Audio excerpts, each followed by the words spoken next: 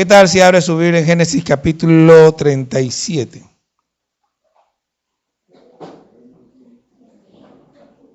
Hoy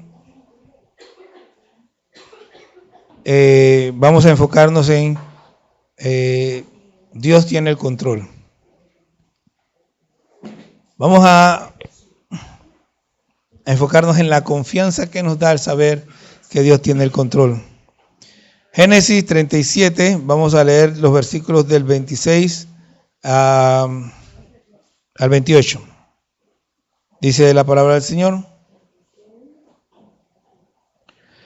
Entonces Judá dijo a sus hermanos: ¿qué provecho hay en que matemos a nuestro hermano y encubramos su muerte?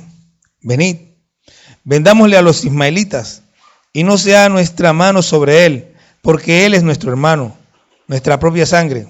Y sus hermanos convinieron con él, y cuando pasaban los madianitas mercaderes, sacaron ellos a José de la cisterna, y le trajeron arriba, y le vendieron a los ismaelitas por 20 piezas de plata, y llevaron a José a Egipto. Gloria al Señor. Si usted se pregunta por qué los judíos son como son, es que son descendientes de Judá. El que vendió, si vendió a su propio hermano, que no va a poder vender los demás. Así que vemos que vamos a seguir hablando de ser. La semana pasada hablamos de ser radicales.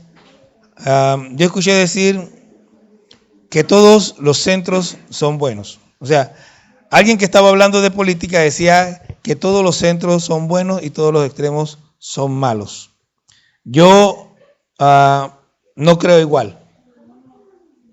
Cuando se habla, por ejemplo, de los centros, generalmente estamos pensando en el extremo menos intenso de algo. Y yo pienso que eso es tan malo como el otro extremo. Y déjeme ver si yo se lo puedo explicar. Generalmente vamos a hablar de política, que es lo más fácil de explicar, creo yo. Cuando hablamos de lo que es el centro, se habla de que la gente de un pensamiento X que está inclinada hacia el lado que es más cercano al del otro pensamiento, esos son los que llaman centristas, los que llaman, o sea, si yo soy de derecha, si soy menos de derecha y el que es menos de izquierda, eso es lo que llaman centro, ¿ok? Y los que llaman extremos son los que están más alejados del pensamiento contrario. Y en efecto, esos son malos. O sea, los extremos, lo que llaman extremos, son malos. ¿Por qué son malos? Porque, bueno, en los extremos encontramos aquellos que matan a los otros porque no tienen la misma opinión. Encontramos aquellos que se enojan y que quieren callar a los demás porque no piensan igual. Esto que se hablaba hace unos años atrás sobre la cultura de la cancelación es producto de la extrema izquierda. Cuando vemos a Boko Haram, a ISIS, estamos hablando de el islamismo extremo. Porque hay islamistas, aquí en Panamá toda la vida ha habido islamitas. O sea, pero usted no ve eso aquí. ¿Por qué? Porque no son de los extremos. ¿Ok? Entonces, cuando llamamos extremos, generalmente estamos hablando del extremo final, los que son más radicales. Ahora, los que llamamos centristas, o de centro izquierda o derecha, lo que sea,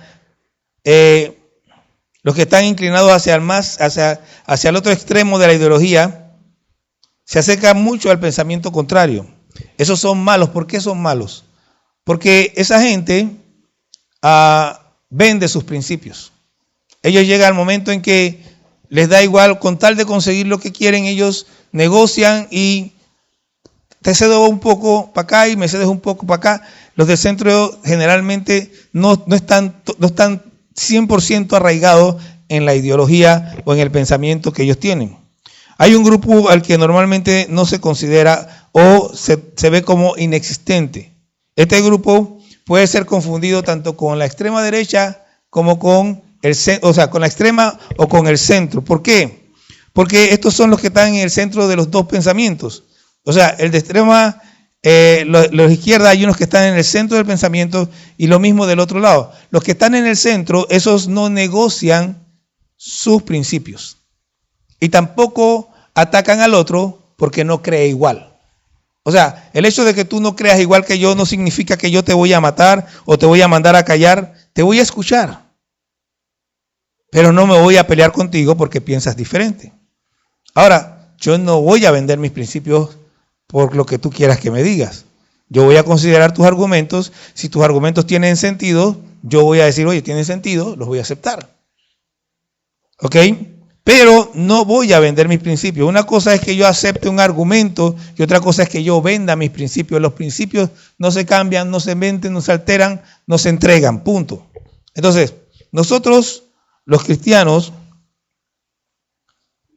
tenemos lo que se llama el legalismo y el progresismo. El legalismo es aquel que nada es problema. Ahí entran esa gente que dice una vez salvo, siempre salvo. Ellos pueden vivir y pueden hacer lo que quieran. Ahora, no crean que solamente los que dicen una vez salvo, siempre salvo actúan de esa manera. Hay muchos cristianos evangélicos de nuestras iglesias que ellos les da igual. No, si tomar una cerveza no me hace daño. No, si metirme en una fiesta, en una cantina no me hace daño. Si no hacen, ellos no piensan que nada es un problema. Ellos se creen que son tan santos que nada les afecta. ¿Ok? Y son capaces de vestirse como sea, de andar como sea, de ir a la playa en bikini, porque eso no tiene ningún problema. Porque ellos realmente no tienen filtro. Ahora, están los legalistas, pero yo dije progresistas, pero son los legalistas. Los legalistas son los que todo es malo.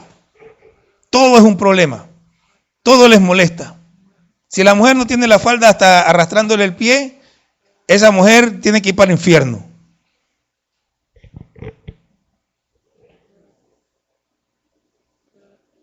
Una cosa es, para aclararle a cierta persona por ahí, que uno considere que la mujer debe ir vestida en falda y otra cosa es que la condene por eso. Es distinto. Usted se puede vestir como quiera, ya se lo he dicho muchas veces, hace rato que no lo digo, pero usted se puede vestir como quiera. Si yo le voy afuera a usted vestido como usted quiera, yo no le voy a decir nada. Usted sabe ya lo que yo enseño. Usted decide si lo acepta o no lo acepta. Ya usted sabe lo que... Yo no vengo aquí a imponerle mi pensamiento. Yo vengo aquí a explicarle lo que yo entiendo que la Biblia enseña. Y usted decide. Yo no estoy aquí para obligar a nadie a nada. Ahora, el cristiano que sabe lo que es la Biblia, conoce la diferencia. No condena a la gente simplemente porque se viste de una manera o porque habla distinto. Tampoco condena al otro porque se metió en una cantina. A lo mejor fue a hacer su necesidad, que estaba apurado, como dijo la otra vez el pastor, que tuvo que entrar rápido y lo único que había era una cantina. No juzga de buenas a primeras. Él no es legalista y tampoco es liberal.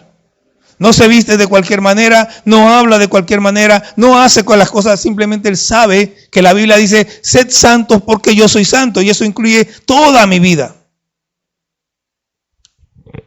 Y eso nosotros tenemos que entenderlo.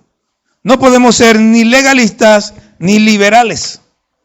Tenemos que entender que el Señor Jesucristo dijo, si nosotros supiéramos qué significa misericordia quiero y no sacrificio, no condenaríamos a los que no merecen condenación.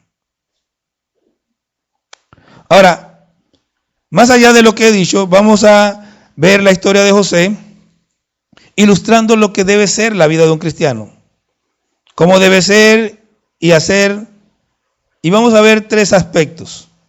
Y quizás usted no vea la introducción en lo que vamos a hablar, pero si se presta atención va a ver en José a un ejemplo de lo que debe ser. Dice, el primer aspecto que vamos a ver lo llamaré padeciendo por ser fiel. Confía. El segundo aspecto, me parece adecuado llamarlo, no pongas la mirada en las circunstancias, solo sé tú mismo, confía. Y el tercero sería, el plan de Dios tiene diferentes etapas, de nuevo, confía. Empecemos. Padeciendo por ser fiel confía. Versículos 19 al 28. Dice, y dijeron el uno al otro, he aquí viene el soñador. Ahora pues, venid y matémosle y echémosle en una cisterna y diremos, alguna mala bestia lo devoró y veremos qué será de sus sueños. Cuando Rubén oyó esto, lo libró de sus manos y dijo, no lo matemos. Y les dijo Rubén, no derraméis sangre, echadlo en esta cisterna que está en el desierto y no pongáis mano en él, por librarlo así de sus manos para hacerlo volver a su padre. Sucedió pues que cuando llegó José a sus hermanos, ellos quitaron de José su túnica, la túnica de colores que tenía sobre sí, y le tomaron y le echaron en la cisterna. Pero la cisterna estaba vacía, no había en ella agua. Y se sentaron a comer pan, y alzando los ojos miraron, y he aquí una compañía de ismaelitas que venía de Galat, y sus camellos traían aromas, bálsamo y mirra, e iban a llevarlo a Egipto. Entonces Judá dijo a sus hermanos, ¿qué provecho hay?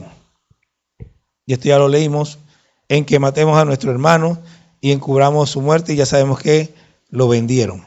¿Ok? Las acciones de las personas solo muestran lo que hay en el corazón de ellas. Los hermanos de José lo odiaban, le tenían envidia, y lo envidiaban porque el papá de él lo prefería y no era por gusto. El papá de José prefería a José porque José era un joven honesto, era un joven de confianza. Cuando nosotros empezamos a leer el capítulo 37, vemos que el papá de José, primero dice que José estaba con sus hermanos, los hijos de Bila y de Silpa, y nosotros diríamos que José era un sapo. Un sapo porque se la pasaba sapeando las cosas malas que hacían los hermanos y diciéndoselas al papá. Pero en realidad él no era un sapo, era un hombre honesto. El problema lo tenemos nosotros que nos dejamos confabular por el mundo. Si nosotros vemos algo malo, debemos denunciarlo. Pero nosotros tenemos ese asunto tan metido en nosotros que no queremos que nos llamen sapo. A José no le importaba.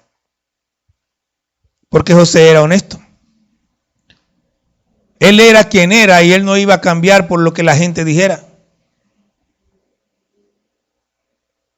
Él era de confianza. El papá lo llama y dice, ven, te voy a llamar a tus hermanos. Sus hermanos los trataban mal. Muchos de nosotros diríamos, papá, yo no quiero ir porque ellos me tratan mal. Pero él dice, heme aquí. Y se fue a buscar a sus hermanos que lo trataban mal. Y él no tenía ningún problema con sus hermanos. Él era de alguna manera tan inocente que a pesar de que sus hermanos lo trataban mal, ¿ustedes creen si mis hermanos me tratan mal, yo voy a soñar lo que soñó este hombre y se los voy a contar? No, yo me callo. Pero José les contó, teníamos en los manojos y los manojos de ustedes se inclinaban al mío. Eso no necesita interpretación, ustedes se van a arrodillar ante mí. De milagro no lo mataron ahí mismo. Qué imprudente fue. Ni el papá lo aceptó, porque el papá le dice, ¿qué sueños son estos? ¿Acaso yo tengo dominio sobre mis sueños? ¿Acaso yo me acuesto diciendo, hoy voy a soñar que mis hermanos se van a inclinar a mí? El papá le llama la atención como si él se hubiera acostado pensando, hoy voy a soñar que en el sol, la luna y las estrellas y que todos se inclinan ante mí. No. José no podía soñar nada de esas, no podía decidir que iba a soñar. Simplemente lo soñó y lo contó. Ahora el tema aquí es que José era un hombre sencillo, un hombre sin malicia y también un poco imprudente. Tenemos que tener algo de malicia. Entonces, hay por ahí quien dice, la gente es mala. Eso es cierto.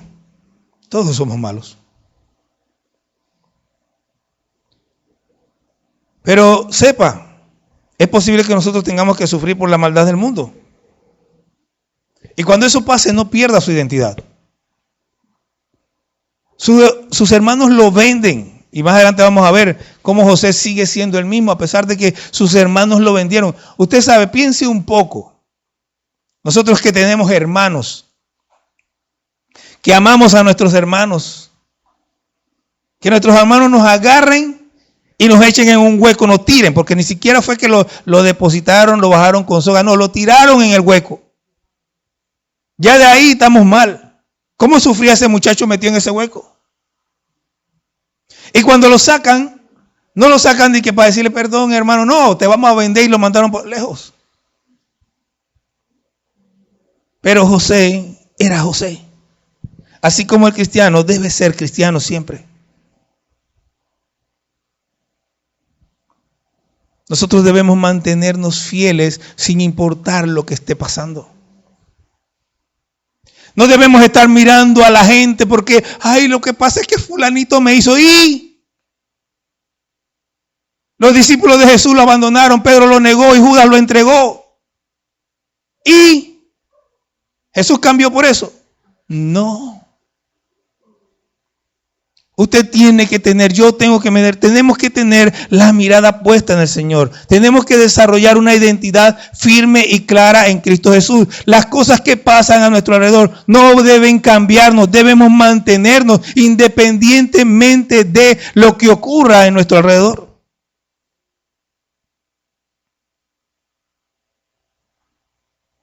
Mira, el enemigo va a pensar que te derrotó, que te quitó del camino, pero tú tienes que confiar porque Dios tiene el control. Los hermanos de José lo vendieron y dijeron, ya no vamos a ver más de este. Se olvidaron de él. Pasaron 13 años. Que, imagínense, después de 13 años, ya su conciencia estaba hasta cauterizada. Quizás la primera, segunda, tercera, quizás el primer año tenían pesadillas por lo que habían hecho, aunque ni creo porque eran tan malos esos tipos.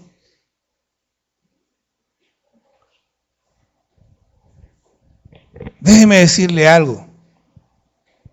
Yo creo que usted comprenda algo.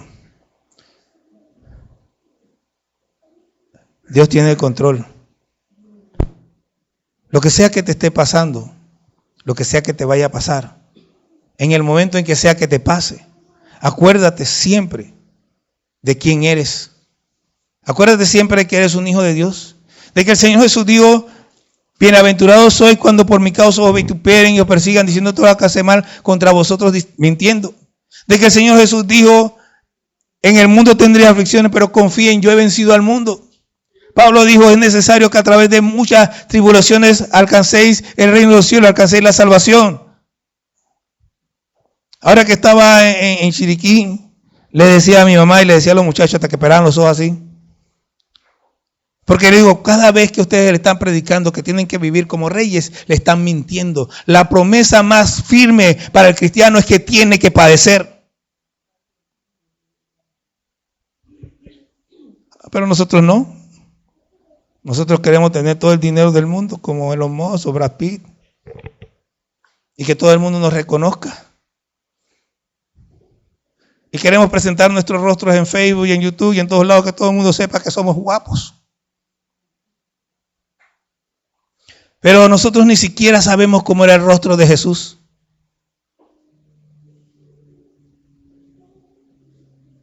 Él ni siquiera dejó que lo fotografiaran, aunque no haya fotografía, pero no dejó que lo esculpieran ni nada por el estilo. Ese rostro que ustedes ven por ahí de Jesús, nada más para que sepan, ¿no? Ustedes sepan, por muchas razones no puede ser Jesús. La primera razón, porque Jesús, ¿de qué nación era? Levante la voz, mujer. Claro, era judío. Y el rostro que ustedes ven por ahí, ¿de qué clase, de qué raza es? De raza blanca. Jesús no era blanco, era judío. No era blanco. Las facciones son diferentes. La persona es diferente. Eso es simple y sencillamente arte de la Edad Media. Y la visión de algún hombre blanco que buscó a otro hombre blanco para que representara a Jesús. Porque lo blanco es bueno y lo negro es malo. Así piensan algunos. Pero En verdad, nosotros tenemos que tener nuestra identidad en el Señor firme y no dejar que nada nos cambie. Una cosa que es como muy mala es enseñarle a la gente que tenemos que estar bien, que todo va a estar bien. Por ahí como hubo un tiempo en que esa expresión se volvió de moda y salieron como 5 o 6 canciones que decían lo mismo, todo va a estar bien. Todo está bien, ¿saben cuándo? Cuando tú tienes la mirada puesta en Cristo. Porque no importa si vas o vienes, no importa si subes o bajas, no importa si está bien, si tienes plata o no tienes plata, no importa lo que pasa, tú estás en Cristo Jesús, estás bien.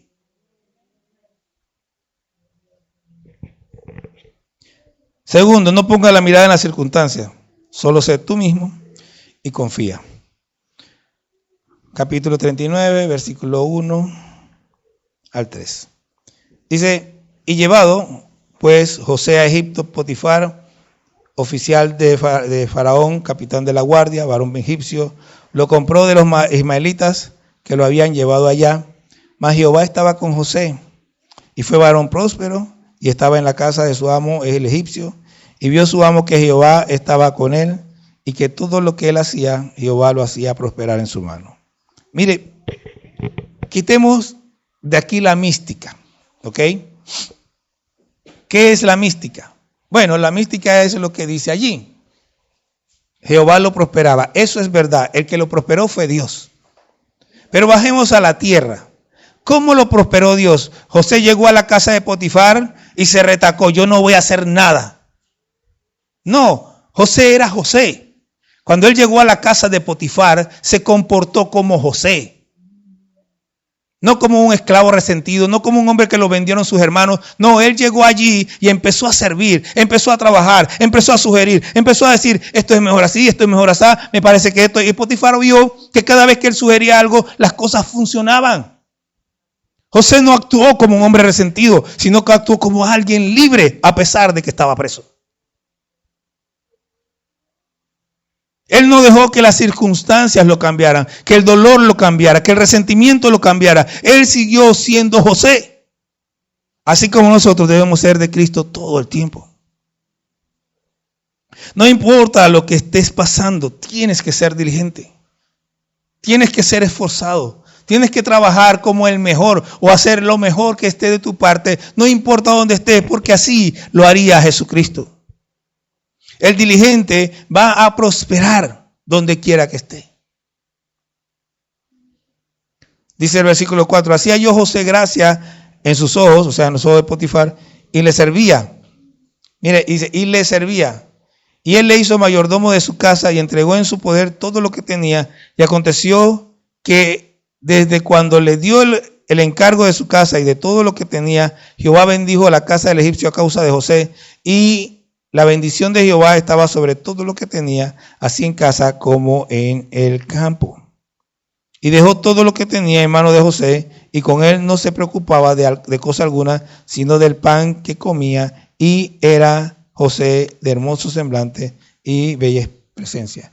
¿Sabe? Donde nosotros vamos, después del poco rato de estar allí, la gente debe saber que nosotros somos confiables. La gente debe tener tal confianza en nosotros que puede entregarnos su vida, que pueden confiar su vida en nuestras manos. Yo no lo entendía en aquel momento, pero hoy lo entiendo. Cuando llegué a trabajar a Multimax, yo estaba condicional. ¿Qué significa eso? Mi jefe había pasado, yo trabajaba en el aeropuerto, había pasado por el aeropuerto y quería a alguien para la sección de radiocomunicación en Multimax. Multimax era una empresa, una empresa para que vendía más que nada computadoras, pero parte del negocio familiar era vender radios de comunicación. Y en el aeropuerto había un muchacho que era aficionado. Él trabaja ahora en Deutsche Center, se llama Gabriel, no me acuerdo qué, pero él trabaja ahora en Deutsche Center aquí en Westland. Y mi jefe lo quería a él. Pero yo había pedido hace meses atrás que me cambiaran hacia allá y mi jefe intercedió por mí. Fuimos a entrevistas. A mí me entrevistaron primero. Cuando yo voy saliendo, Gabriel viene entrando. Y Gabriel me pregunta. Mira, la diferencia era que yo lo quería y él no sabía. Cuando él viene entrando en el carro, nos saludamos, ¿no? Éramos amigos. Y me dice, yo le digo, vale la pena, Gabriel, llega, búscalo. Él era mi competidor, o era él o era yo. Pero yo no le dije a él, no, Gabriel, no, yo le dije, ve. ¿Y saben quién ganó? Él. Lo escogieron a él. Pero mi jefa les dijo a ellos, este muchacho está joven, ya aquí dio todo lo que va a dar y si usted no lo cogen lo vamos a perder.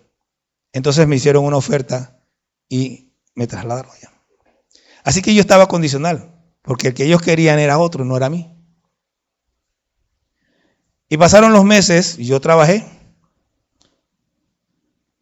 Un día, en ese tiempo todavía yo no era cristiano, había una fiesta de Navidad del aeropuerto donde yo trabajaba anteriormente. Y allá fue la secretaria de uno de los grandes. Habían dos grandes, los dos hermanos mayores. Y yo estoy bailando con ella y ella me dice a mí, Miguel dice que tú eres el mejor vendedor de Multitegui. Yo no tenía ni idea. Mi jefe, nosotros le hacíamos pedidos especiales. Mi jefe, ¿qué hizo? El libro donde él buscaba los precios para los pedidos especiales, me lo pasó a mí. Y le dijo a todo el mundo, cuando quieren cualquier pedido, vayan a él. Y yo agarré el libro y yo sacaba el cálculo y mandábamos a pedir lo que sea que era. Cuando ellos querían que se hiciera algo, me buscaban a mí. En ese tiempo yo no lo entendía. Yo para ese tiempo fue que me convertí. Para ese tiempo fue que llegué a los pies de Cristo. Pero Dios estaba prosperándome en todo lo que hacía. Ahora, nosotros tenemos que ser diligentes. Donde quiera que estemos, tenemos que ser lo mejor. Aunque no nos quieran. Aunque nos miren mal. Aunque la gente se enoje, eso no importa. La envidia está ahí, no puede hacer nada con eso. Lo único que usted puede hacer con la envidia es seguir siendo quien es usted. Punto. No cambiar. Y aun cuando seas diligente, es muy posible que tengas que padecer. Mantente fiel. Mire, versículo 7. Aconteció después de esto que la mujer de su amo puso sus ojos en José y dijo, duerme conmigo. Y él no quiso. Y dijo a la mujer de su amo, he aquí que mi señor no se ocupa conmigo de lo que hay en casa y ha puesto en mi mano todo lo que tiene. No hay otro mayor que yo en esta casa y ninguna cosa me ha reservado sino a ti, por cuanto tú eres su mujer. ¿Cómo pues haría yo este grande mal y pecaría contra Dios? Mire, José no estaba preocupado en pecar contra su amo. Él sabía que si lo hacía, estaba pecando contra Dios. Nosotros tenemos que estar claros que lo que sea que hacemos, lo hacemos para Dios o lo hacemos en contra de Dios. Por lo tanto, donde quiera que estemos, nosotros tenemos que mantener nuestra identidad y saber a quién estamos sirviendo. Cuando José servía a Potifar, él no estaba sirviendo a Potifar, él estaba sirviendo a Dios. Cuando yo estaba en Multitegui, yo no estaba sirviendo a mi jefe, yo estaba sirviendo a Dios. Cuando usted está donde quiera que usted esté, usted no está sirviendo a la gente, usted está sirviendo a Dios, lo cual se refleja en servir a la gente. Déjeme explicarle y de nuevo con un ejemplo mío, lo que pasa cuando uno sirve a la gente. Porque en estos días les dije que yo no soy vendedor, porque si hubiera sido vendedor todavía seguiría siendo vendedor. ¿Sí o no? No lo soy. Raúl tenía unos jefes que eran como 3 familias, una cosa así. Era un grupo de gente, eran muy agradables todos. Eran clientes míos. Un día estamos en el almacén, teníamos una reunión con mi jefe y estábamos esperando a mi jefe. Y están 2 de ellos conversando y uno de ellos dice, todavía me da risa, dice, este muchacho es fantástico. nos está quitando el dinero y todavía nos hace sentir que nos hace un favor. Yo me eché a reír. Porque en realidad para mí todos ellos eran amigos. Yo no trataba a mis clientes como alguien que llegó ahí a quitarle el dinero. Eran mis amigos. Yo los trataba como amigos. Yo conversaba con ellos. Yo iba a las empresas y me sentaba. Cuando alguien tenía problemas, yo no llamaba al técnico. Me fajaba. Así aprendí muchas cosas de las que aprendí. Me sentaba en la computadora y hasta que resolvía. Eran mis amigos. Todavía si los veo por ahí.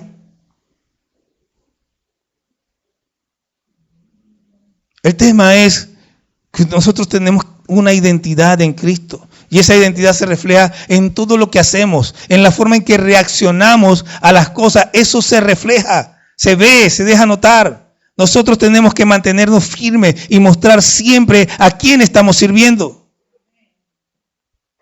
Tercero, el plan de Dios tiene diferentes etapas y usted y yo tenemos que mantenernos confiando.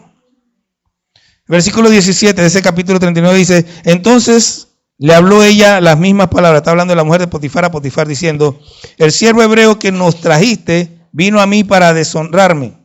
Y cuando yo alcé mi voz y grité, él dejó su ropa junto a mí y huyó fuera. Y sucedió que cuando oyó el amo de José las palabras de su mujer, que su mujer le hablaba diciendo, así me ha tratado tu siervo, se encendió en furor. Y tomó su amo a José y lo puso en la cárcel donde estaban los presos del rey y estuvo allí en la cárcel.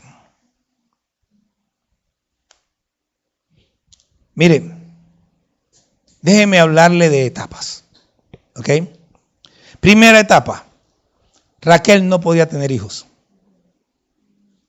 Esa es la primera etapa. Segunda etapa, Raquel tiene a José y Jacob decide salir de donde Labán para irse a su tierra. Eso lo provocó el nacimiento de José, aunque usted no se dé cuenta. Tercera etapa, Raquel muere en el camino y José queda sin madre. Cuarta etapa, José es el hijo amado de su padre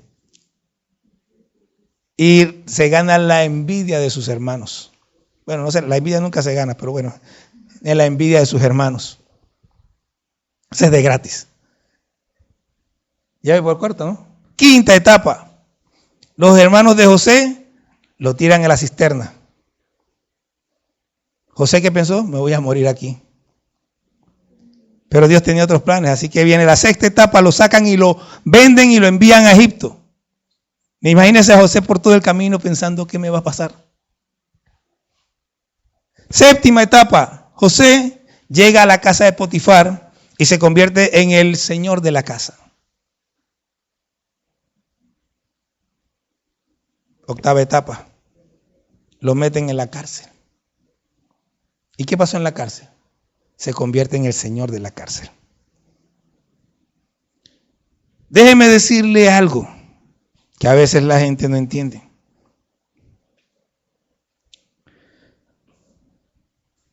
Sin importar cuál fuera la etapa, José siempre fue el mismo. Con dolor, con tristeza, pero siempre se mantuvo fiel. Es posible que dentro del plan de Dios está en que pasemos dificultades. No una vez, ni dos veces, ni tres veces. Es posible que pasemos dificultades más de una vez, pero usted y yo tenemos que estar confiando porque Dios tiene un plan perfecto. Aún en las circunstancias más difíciles, nosotros tenemos que mantenernos fieles. En la cárcel, dice versículo 21, pero Jehová estaba con José. Él estaba allí, Dios estaba con él. Y le extendió su misericordia y le dio gracia en los ojos del jefe de la cárcel. Imagínese un presidiario de confianza. No, pero no, este no era un presidiario, era un presidiario súper de confianza. El jefe de la cárcel se metió en su oficina y le dijo, José, te la entrego. Dice, y el jefe de la cárcel entregó en manos de José el cuidado de todos los presos que había en aquella prisión, Todo lo que se hacía allí, él lo hacía. Imagínense yo como preso. Yo estoy preso, ¿qué me vas a poner a mí a trabajar? Pero José no pensaba así, sino que él empezó a trabajar diligentemente. Dice, no necesitaba atender el jefe de la cárcel cosa alguna de las que estaban al cuidado de José, porque Jehová estaba con José y lo que él hacía, Jehová lo prosperaba. Mire, no mires la circunstancia. Hermano, Dios tiene el control. Yo no sé qué es lo que estés pasando, pero Dios tiene el control. Tienes que permanecer mirando a Dios. En Colosenses se nos dice, si habéis resucitado con Cristo, buscad las cosas de arriba, donde está Cristo sentado a la diestra del Padre. Nosotros no tenemos nada que hacer con las cosas de abajo. Todo lo nuestro está arriba. ¿Se acuerdan de la sonrisa extrema? Se llama Paulo, es el hombre, por cierto. Te voy a quitar todo lo que tienes. Necesitará una escalera muy larga porque todos mis tesoros están en el cielo.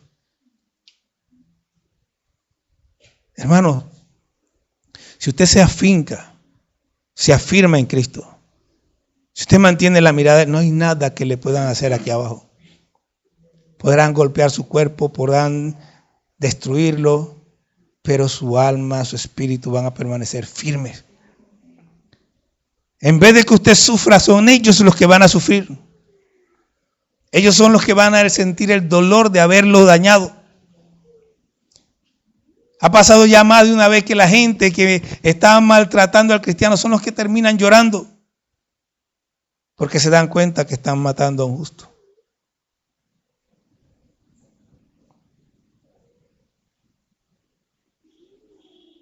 No tengo que seguir leyendo. Todos conocemos la historia, ¿o sí o no? Bueno, pero si no la conoce, pues ahí está. Génesis capítulo 37 hasta el 50, 49, 50. Por ahí. Nosotros no debemos comernos ese cuento de que por ser cristianos todo será color de rosa. El Señor Jesús lo dijo muy claro. En el mundo tendréis aflicción, pero confiad, yo he vencido al mundo. Tampoco es que siempre vayamos a tener problemas, sino que debemos estar preparados para que, si vienen esas circunstancias difíciles, si vienen esos problemas, nos podamos mantener firmes, nuestra identidad se mantenga a flor de piel, de manera que se pueda notar, que la gente pueda ver que al que están maltratando, que al que están atacando, no es cualquiera. José no oyó esa exhortación del Señor, pero esa fue la forma en que vivió. No es que él no se haya sentido triste o que no se haya sentido desanimado en algún momento. La Biblia no lo dice, pero el hombre era humano. Seguramente se sintió triste.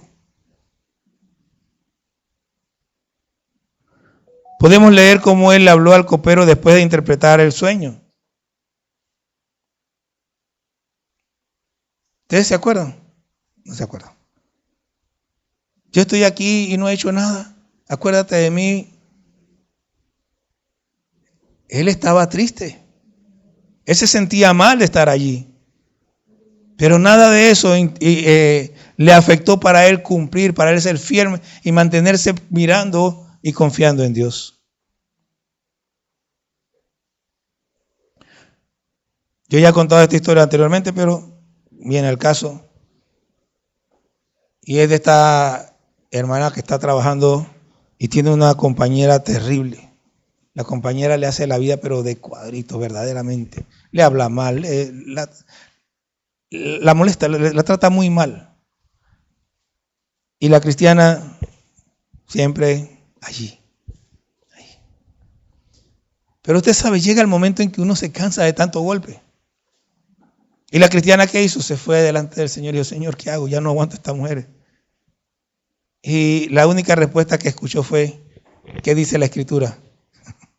Y ella dice, está bien, Señor. Y siguió tratando a la mujer bien. Y llegó el momento que la mujer ya no aguantó. Y dice, yo no te entiendo.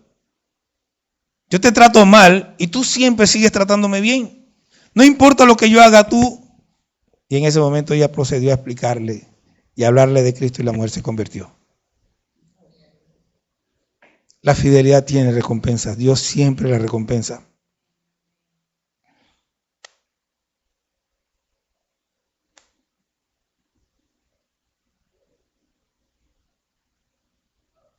José no cambió por nada. Si usted recuerda lo que hablamos la semana pasada, lo puede haber reflejado en la vida de José.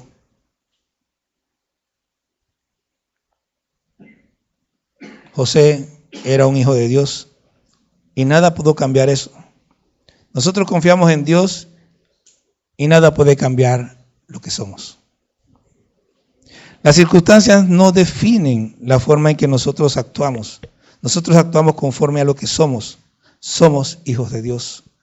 Y como hijos de Dios, somos siempre diligentes.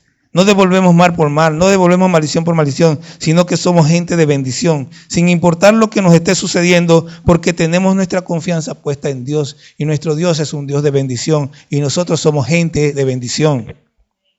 En medio de las circunstancias difíciles, nosotros recordamos que Dios tiene un plan.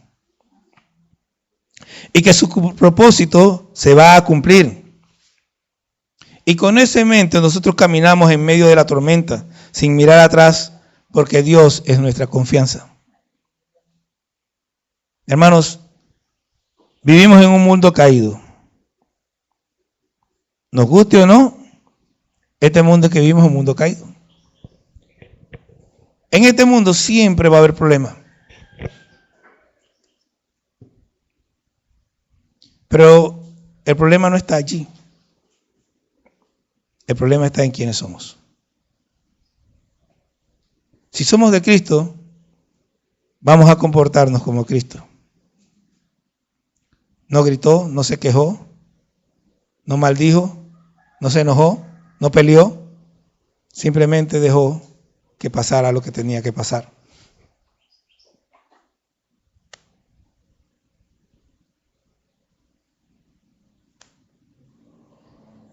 Ponga su mirada en Cristo y deje que el Señor tome el control. Y espere porque le va a tocar ver y le va a tocar gozarse en lo que Dios hace. Tengamos confianza.